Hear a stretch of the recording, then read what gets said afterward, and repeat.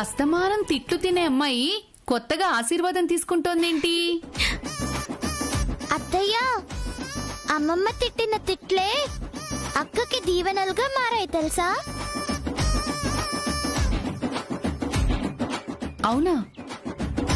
అయితే నేను రోజు పూజ చేసి గంట కొట్టినట్టు అత్తయ్య గారితో తిట్లు తింటారా ఏంటి? అత్తయ్య, తిండంటే గుర్తొచ్చింది. ఈ రోజు దేవుడికి ఏ ప్రసాదం పెట్టి పూజ చేసావు? ఒరే, ఈ రోజు నేను ప్రసాదం చేయలేదురా, జిల్లేడాకులతో పూజ చేశాను. కొంపదీసి అవి గాని తినేవు. ఒరే అన్నయ్య, ఆప్తావాన్ని తిండి గోలా. ఒసే పిచ్చి మొద్దు, అలా కరెంటు స్తంభంలా నించోకపోతే అమ్మమ్మకి అసలు విషయం చెప్పొచ్చు కదా. ఏంటి నందిని? అది అమ్మమ్మ, ఇక మీదట అక్క స్కూల్ కి వెళ్లాల్సిన అవసరం లేదు. మీరు చేసే తింగర చేష్టలకి టీసీ ఇచ్చి గంటె.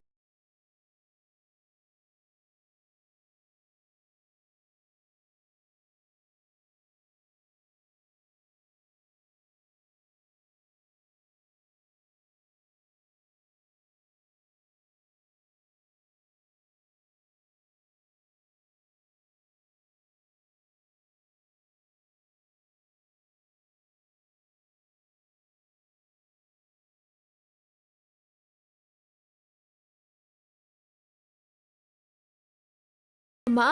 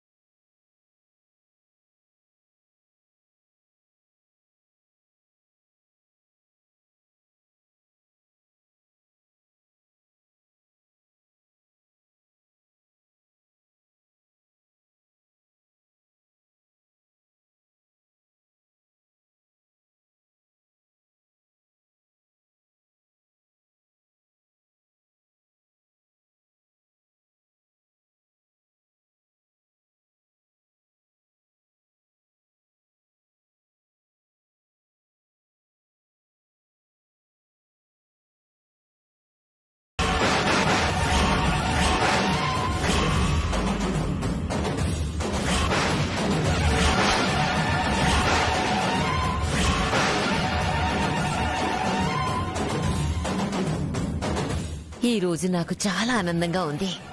ఈ రోజు కోసం ఎంతలా ఎదురు చూశాను. ఏమిటి నాన్న, ఆ పిల్లేదో ఐఏఎస్ పాస్ అయినట్టు 10వ తరగతికి అంత బిల్డప్ ఇస్తున్నారేంటి? చెప్తాను జయమ్మా, దాని వెనక పెద్ద కథే ఉంది. నాన్న రఘు, నువ్వు కోరుకున్నట్టే ఇది 10వ తరగతి ఫస్ట్ క్లాస్ లో పాస్ అయింది. ఇక నీకు నందినికి పెళ్లి జరిపించేస్తాను.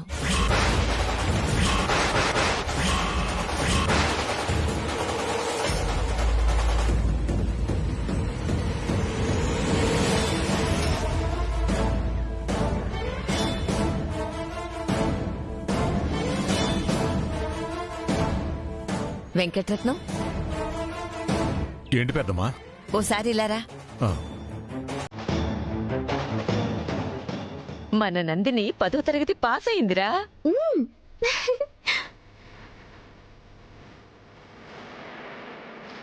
ఇప్పుడు ఏం చేయమంటావు పెద్దమ్మా? ఊరందరిని పిలిచి కొత్త బట్టలు పెడతావా ఏంటి? పెడతాన్రా. కొత్త బట్టలే కాదు, కొత్త బట్టలతో పాటు పెళ్లి భోజనం కూడా పెడతాను. పంతులు గారిని పిలిపించి ముహూర్తాలు పెట్టమనం. మన నందినికి రఘురామ్కి పెళ్లి జరిపిద్దాం.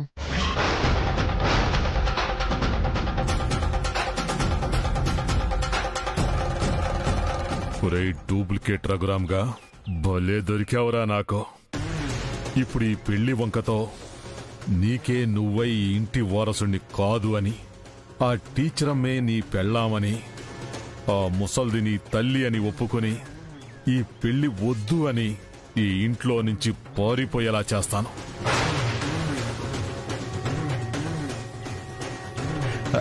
నందిని, నాకు చాలా సంతోషంగా ఉందమ్మా. మీ ఇద్దరు పెళ్లి ఘనంగా చేపిస్తాం.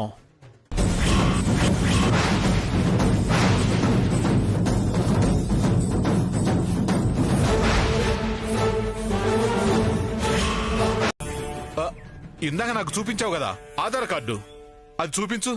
అది చూస్తే కాని నమ్మేలా లేరు వీళ్ళు.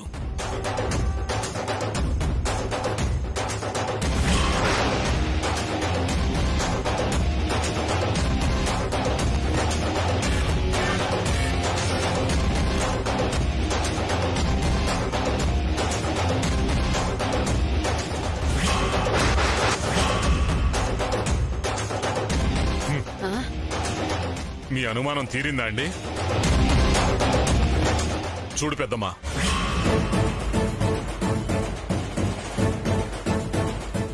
ఇప్పుడు టీచరం ఆధార్ కార్డు మీద భర్త పేరు అభినవ్ జాగర్లమూడి అని ఉంది. అది ఇతని ఆధార్ కార్డు, దీని మీద కూడా అదే పేరుంది. అప్పుడు ఇతనే కదా భర్త. ఇంకా ఇందులో డౌట్ ఎందుకు? అదేంటి టీచరమ్మా, నువ్వతన్ని భర్తే కాదు అంటున్నావు? ఇందులోనేమో అతనే నీ భర్త అన్నట్టుగా ఉంది కదా. అందులో ఉండడం ఏంటండి? వేద మంత్రాల సాక్షిగా బంధుమిత్రుల సమక్షంలో భానుప్రియ మెడలో 3 ముళ్ళు వేసి 7 అడుగులు నడిచాను.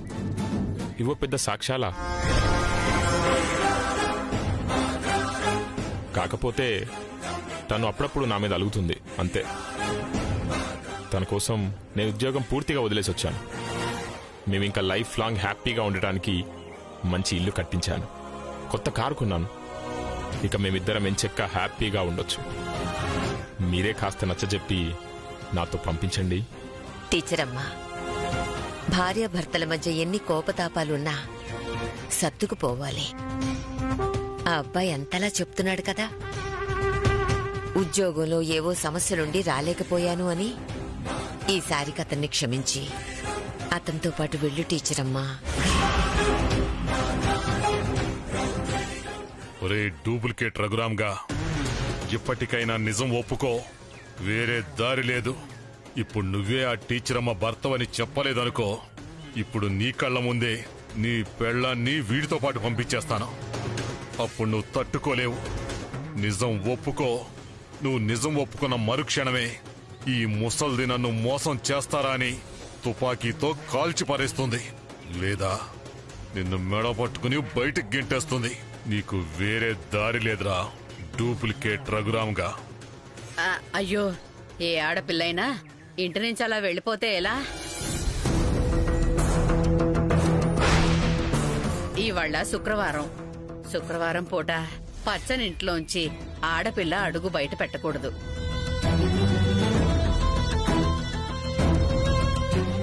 అదేంటమ్మా అలా అంటారు? ఆ అమ్మాయి ఏమన్నా ఈ ఇంటి ఆడపిల్ల ఏంటి? ఇన్నాళ్లు ఇంట్లో ఉండి ఇప్పుడు భర్త దగ్గరకు వెళ్తోంది కదా, ఇప్పుడు ఈ ఇంటి ఆడపిల్ల లెక్కనే వస్తుంది. అప్పుడు అలా వెళితే ఈ ఇంట్లో వాళ్ళకి మంచిది కాదు, తీసుకువెళ్లిన భర్తకి మంచిది కాదు.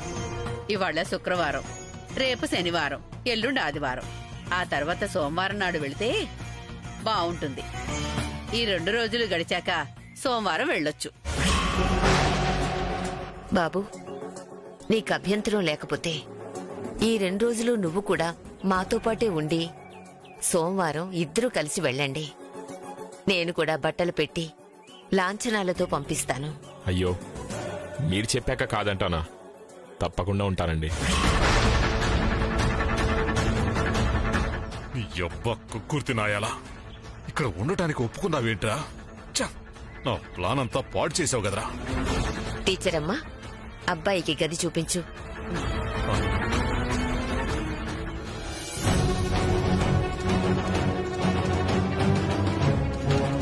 సార్, మీరు చూపించండి సార్ నాకు గది.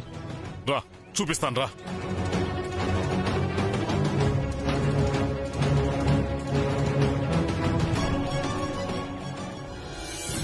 కక్కుర్తినాయాలా, ఇక్కడ ఉంటానని ఒప్పుకున్నావేంట్రా? ఏమో సార్, ఈ మధ్య కాలంలో సీసీ కెమెరాలు, పోలీస్ నిఘాలు ఎక్కువైపోయాయి. నా దొంగతనాలు ఎక్కువగా సాగలేవు. దాని కారణంగా నేను మంచి భోజనం చేసి చాలా రోజులైంది సార్. ఎలాగో ఇక్కడి నుంచి వెళ్ళిన తర్వాత మీరు కావాల్సినంత డబ్బిస్తా అన్నారు కదా, ఆలోపు మంచి భోజనం తింటూ దర్జాగా ఎలా బతకాలో ఈ 2 రోజులు ఇక్కడ ట్రైనింగ్ తీసుకుంటాను సార్. ఏడ్చేవలే పెదవా. అదేంటి సార్, అన్నీ మీరు చెప్పినట్టే చేస్తున్నాను కదా. అయినా ఇప్పుడు ఏమైంది సార్, ఒక్క 2 రోజులే కదా. సర్లే, ఇన్ని రోజులు ఆగిన వాడిని ఇంకా 2 రోజులు ఆగలేనా?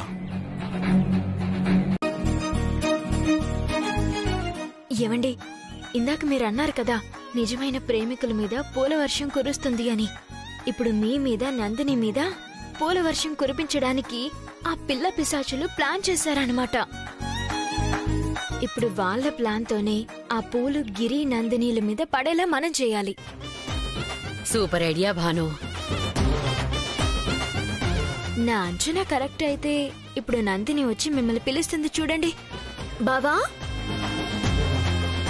ఏమండి, మేం వెళ్ళిపోతాం. మీరు ఎలాగైనా ఆ పూలు గిరి నందినీల మీద పడేలా చేయాలి. అలాగే ఈ గిఫ్ట్ గిరి చేత నందినికి ఇప్పించండి. పద పద. బావా,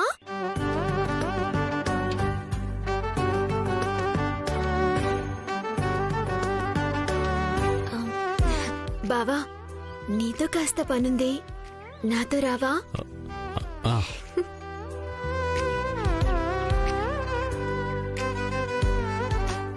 ఏంట్రఘు? రారా.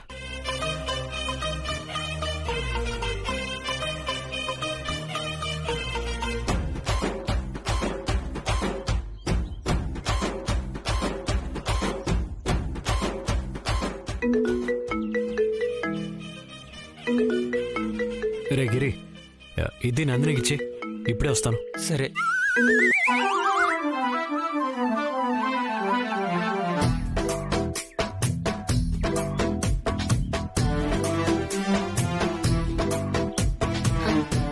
బావా, నేను నిజానికి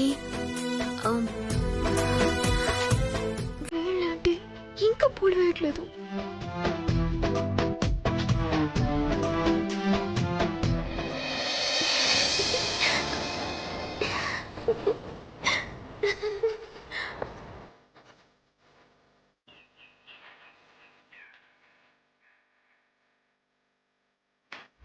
ఇద్దరు ప్రేమికులు ఏకమైనప్పుడు ప్రకృతి పలకరించి వాళ్ళ మీద పూల వర్షం కురిపిస్తుంది.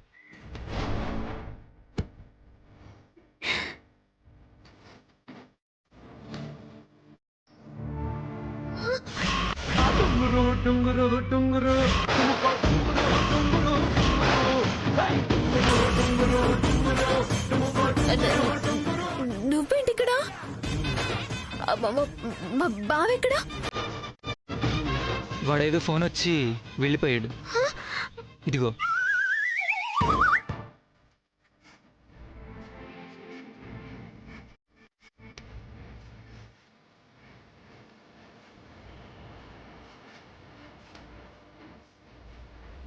ఇద్దరు ప్రేమికులు ఏకమైనప్పుడు ప్రకృతి పలకరించి వాళ్ళ మీద పూల వర్షం కురిపిస్తుంది.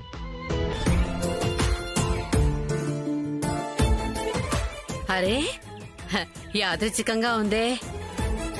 ఈ అబ్బాయి ఇందాకే ప్రేమను కోరుకున్నాడో లేదో ఆ దేవుడు కరుణించి ప్రకృతి పులకరించి వీళ్ళిద్దరి మీద పూల వర్షం కురిపించాడు. బామ్మగారు, ఇది ప్రకృతి కురిపించిన పూల వర్షం కాదు, మా లక్కీ కురిపించిన వర్షం. ఏదైనా ఎలా జరిగినా విదే అంటారు నందిని. మనిషి మనిషి నుంచి తప్పించుకోవచ్చు గాని మనసు మనసు నుంచి తప్పించుకోలేదు. నాకెందుకో మీ ఇద్దరినీ చూస్తుంటే ఒక మంచి ప్రేమ జంటలా కనిపిస్తున్నారు.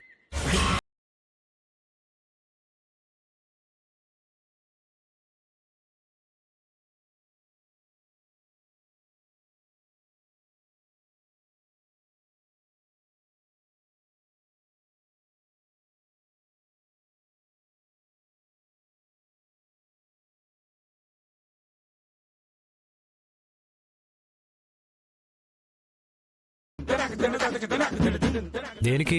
గిరికి మంచి టైం నడుస్తున్నట్టుంది. కొత్తగా ఉద్యోగం వచ్చింది. ఉద్యోగం రాగానే పెళ్లి ప్రస్తావన వచ్చింది. పెళ్లి ప్రస్తావన రాగానే ప్రేమ గురించి చెప్పాడు. ప్రేమ గురించి చెప్పగానే ఆ పైవాడు కరుణించి ఇతని మీద పూల వర్షం కురిపించాడు. ఇతని ప్రేయస్ ఎవరో చూపించాడు. అదేం టీచర్, నా ప్రేమ చిగురించడం ఏంటి? అలాంటిదేం లేదు టీచర్.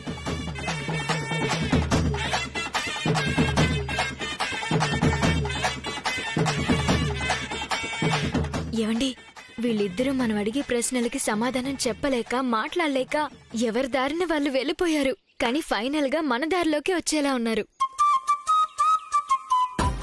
ఇనుమునైనా వయసులో ఉన్నవాళ్లనైనా ఇలా వేడి మీద ఉన్నప్పుడే వంచాలి.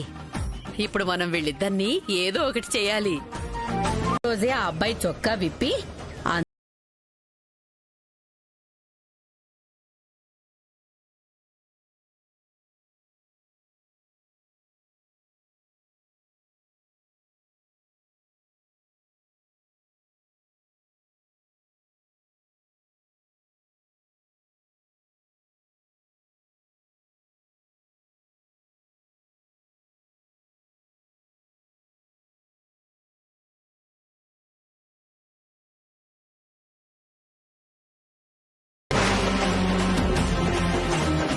అలాగే కానీ టీచర్ అమ్మా, ఆ వచ్చినవాడు నిజంగా నీ భర్త కాకపోతే ఆ పెద్దవాడు మాత్రం ఊరుకుంటుందా?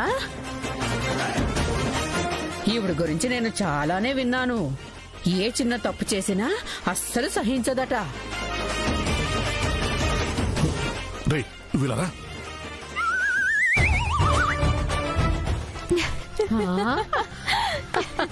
జయమ్మా, ఎలా ఇచ్చాను? ఇప్పుడు ఆ వెంకటరత్నం ఈ డూప్లికేట్ గడికి ఖచ్చితంగా వీపు మీద వాత పెడతాడు. ఏమైంది? అత్త కోడళ్ళు ఎదురు తెగ నవ్వుకుంటున్నారు. ఏమీ లేదు నాన్న, భాను భర్తనని ఒక డూప్లికేట్ గాడు వచ్చాడు కదా, వాడికి భాను ఒక చిన్న జరికిచ్చింది. భాను భర్త వీపు మీద ఒక చిన్న మచ్చుంటుందని చెప్పగానే ఆ వెంకటరత్నం వాడి వీపు మీద వాత పెట్టడానికి లాక్కెళ్ళాడు.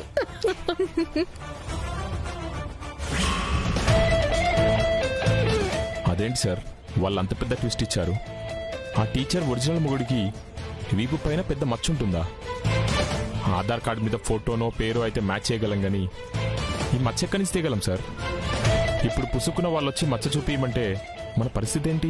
నేను దాని గురించి ఆలోచిస్తున్నాను. సార్, ఒకవేళ నేనే ఆ టీచర్ అమ్మ మొగుడిని కాదు అని వాళ్ళు కనిపెడితే నా పరిస్థితి ఏంటి? మా పెద్దమ్మ తుపాకీ తీసుకుని నిన్ను కాల్చి పడేస్తుంది.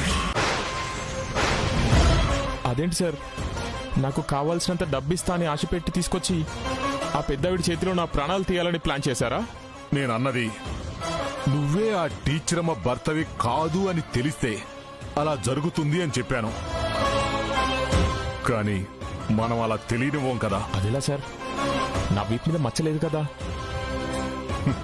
ఏది, నువ్వు ఒకసారి షర్ట్ ఇప్పు. ఊరుకోండి సార్, మీరు మరీను. వాళ్ళేదో చెప్పారని నా వీపు మీద మచ్చ ఎక్కడి నుంచి వస్తుంది? నువ్వు ఇప్పు, చెప్తాను.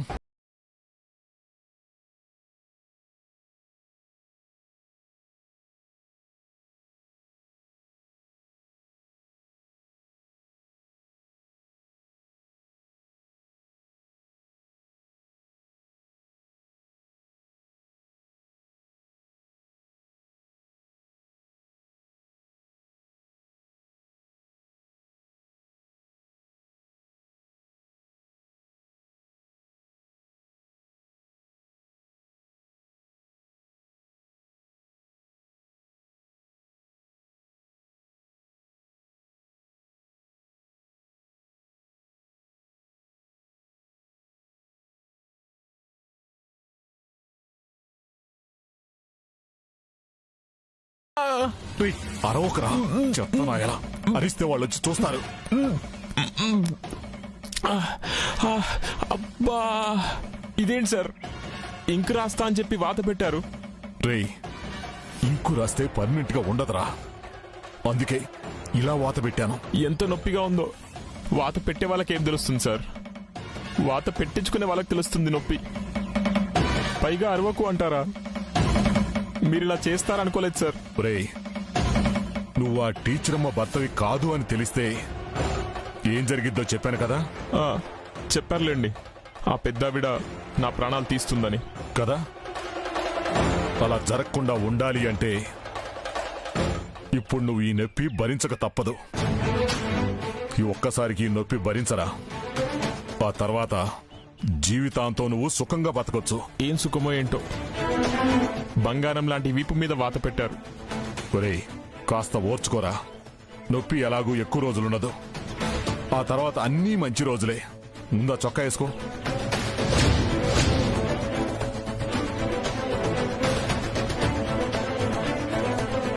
ఇప్పుడు వాళ్ళు ఎలా తప్పించుకుంటారో చూద్దాం. ఇక నువ్వు ఆ టీచర్ మా భర్త కాదు అనడానికి వాళ్ళ దగ్గర ఎలాంటి ఆధారమూ లేదు. ఆ రఘురామ్ గాడు నిజం ఒప్పుకునే టైం దగ్గర పడింది. ఈ పాటికి వాడి వీపు మీద వెంకటరత్నం మచ్చ పెట్టే ఉంటాడు.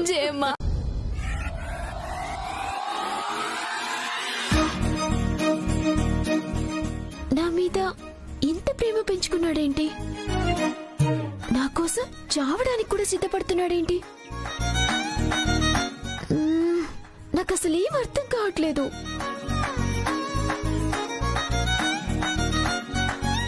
అక్క నాకు ఉయ్యాల కట్టి పెట్టవే. పోవే, నేనే టెన్షన్ లో ఉంటే. టెన్షనా? నీకెందుకే టెన్షను? గిరి నా కోసం సూసైడ్ చేసుకుంటున్నాడే. అవునా? ఎందుకు? గిరి నన్ను గాఢంగా ప్రేమిస్తున్నాడంట. నేను గిరికి దక్కనని సూసైడ్ చేసుకోబోతున్నాడు. అవునా? గిరికి అంత సీన్ ఉందా? నా కళ్ళతో నేను చూసానే. కాకపోతే నువ్వు కూడా వెళ్ళి చూడు. నేను చూడను. నేనక్కడుంటే అతను ఎక్కువగా రియాక్ట్ అవుతాడని టీచర్ అమ్మ నన్ను అక్కడి నుంచి పంపించేసింది. నువ్వు అక్కడికి వెళ్ళి అక్కడ ఏం జరుగుతుందో నాకు చెప్పవే. నేను అలా చెప్పాలి అంటే నువ్వు నాకు ఉయ్యాల కట్టి పెట్టాలి. సరే, కట్టి పెడతానులే. ఇదిగో.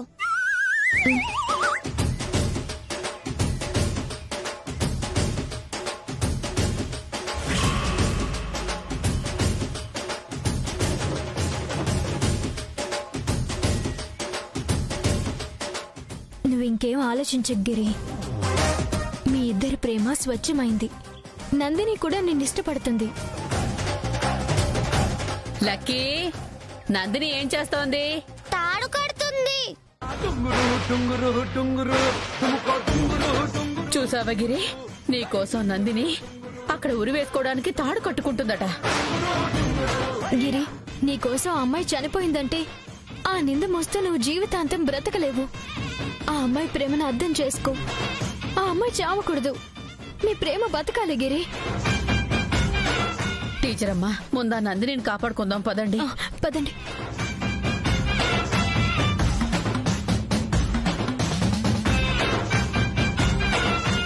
నందిని, నందిని, ఏంటిది? అయ్యో నందిని, నువ్వు చేస్తుంది చాలా తప్పు.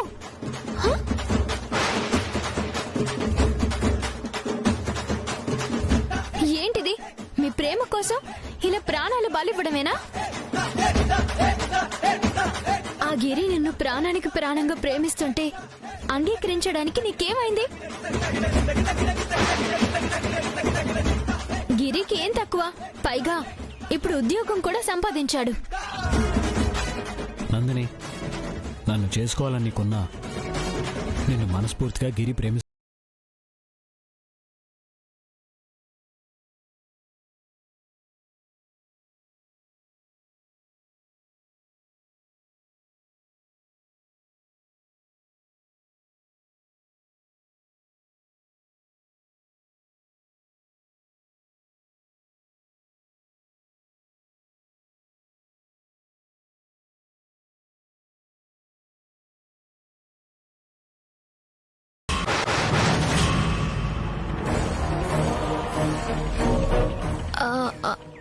అమ్మమ్మ, అది నందిని, నువ్వేం టెన్షన్ పడుకో. పార్వతమ్మ గారికి అర్థం చేసుకునే మనసుంది. మీ ప్రేమను ఆవిడ ఖచ్చితంగా అర్థం చేసుకుంటారు. గిరి, గిరి,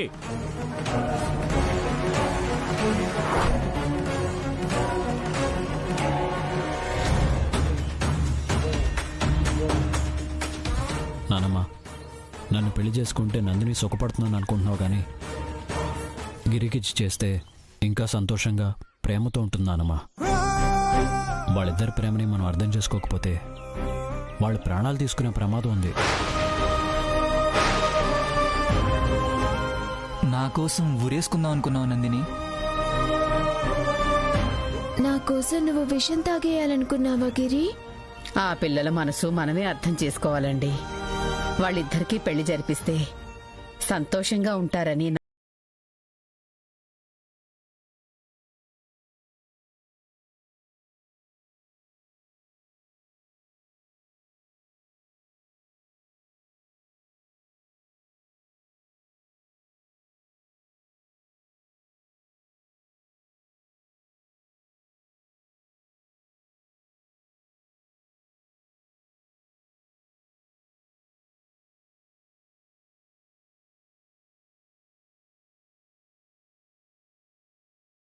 మీ అందరినీ బాగా మోసం చేస్తున్నాడు. ఏంటి బాబు, ఏం మాట్లాడుతున్నావు నువ్వు? నిజం మీ అందరికీ తెలియాలి. వాస్తవం చెప్తున్నాను. మీరంతా అనుకున్నట్టు ఇతను ఈ ఇంటి వారసుడు కాదు.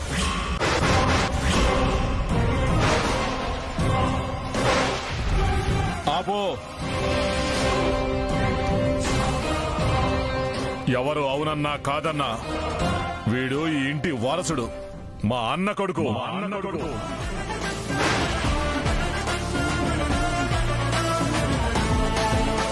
అది కాదండి, మీరందరూ పొరపాటు పడుతున్నారు. నిజమే, నీలాగే మేము ముందు పొరపాటు పడ్డాం. ఇప్పుడు అదే పొరపాటు నువ్వు పడుతున్నావు. వీడు మా రక్తం. ఏంటండి, ఇతని ఇంటి వారసుడు కాదు అనడానికి సాక్ష్యాలున్నాయి.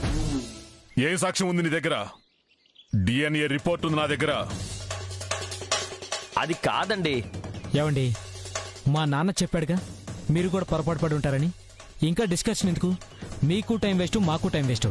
బయలుదేరండి. ఏజే, నువ్విక్కడ ఎందుకుంటున్నావో నాకు అర్థం కావట్లేదు. వీళ్ళందరూ ఎందుకు నేను ఇంత గట్టిగా నమ్ముతున్నారో నాకు అర్థం కావట్లేదు. కానీ నేను నీకు చెప్పాల్సింది చెప్పే వెళ్తా. మీరనుకుంటున్నదే వాస్తవం అయి ఉండొచ్చు. బహుశా నేనే పొరపాటు పడి ఉండొచ్చు. రఘురామ్ గారు, ఇందాక ఒక వ్యక్తి గురించి చెప్పానే, ఆ మనిషి ఏదైతే కోరుకొని తన ఇంటి నుంచి వెళ్ళిపోయాడో ఇప్పుడు అక్కడున్న పరిస్థితులు అతను అనుకున్నట్టుగా లేవు. చాలా గందరగోళంగా ఉన్నాయి. ఇప్పుడు ఎవరి విషయాల్లో మాకెందుకు చెప్తున్నావు బాబు? అంటే ఏం లేదమ్మా, పరిస్థితులు అలా ఉన్నాయి కదా అని అతని గురించి వెతుకుతున్నానని ఈయనకి చెప్తున్నానంతే.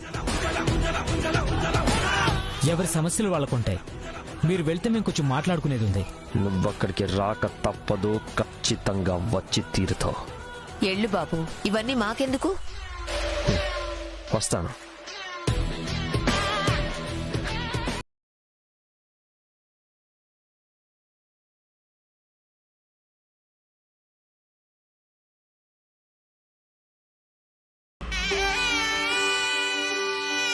చాలా సంతోషం బాబాయ్, నేను కోరుకున్నది ఇదే. నాలో ఉన్న మూర్ఖుణ్ణి చంపేసి నన్ను మంచివాడిగా తీర్చిదిద్దింది నువ్వే రఘు. నేనే నీకు కృతజ్ఞతలు చెప్పాలి.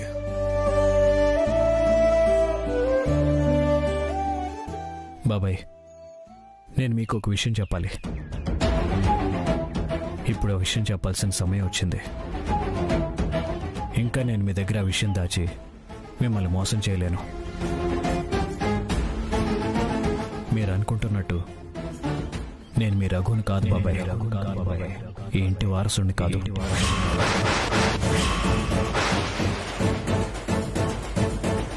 అవునండి, మన రఘు యాక్సిడెంట్లో చనిపోయాడు. రఘు రాకపోతే అత్తయ్య గారి ప్రాణాలు ఎక్కడ పోతాయో అని మన రఘు స్థానంలో ఈ అబ్బాయి వచ్చాడండి.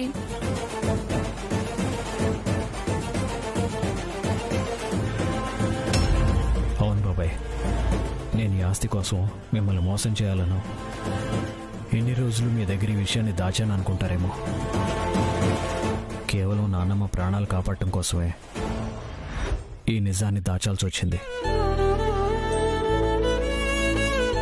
కానీ ఇప్పుడు నేను వదిలేసి నా వాళ్ళ దగ్గరికి వెళ్లాల్సిన సమయం వచ్చింది. నా అవసరం వాళ్ళకుందని నా మనసు చెప్తుంది. నేను వెళ్ళాలి బాబాయ్. ఇప్పుడు ఈ కుటుంబానికి మీరే పెద్ద దిక్కు. మీరే వీళ్ళందరికీ అండగా ఉండాలి. ఉంటారన్న నమ్మకంతోనే నేను బయలుదేరదాం అనుకుంటున్నాను. కానీ ఈ విషయం నానమ్మకి తెలియకూడదు బాబాయ్. నానమ్మ దృష్టిలో నన్ను ఎప్పటికీ రఘుగానే ఉండనివ్వండి. నానమ్మకి ఎప్పటికీ విషయం చెప్పనని నాకు మాట ఇవ్వండి బాబాయ్.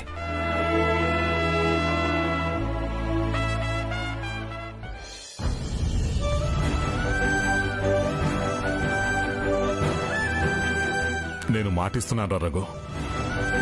మా అందరి దృష్టిలో నువ్వే మా రఘువి. నా ప్రాణం ఉన్నంత వరకు ఈ విషయం ఎవరికీ చెప్పను. థ్యాంక్స్ బాబాయ్.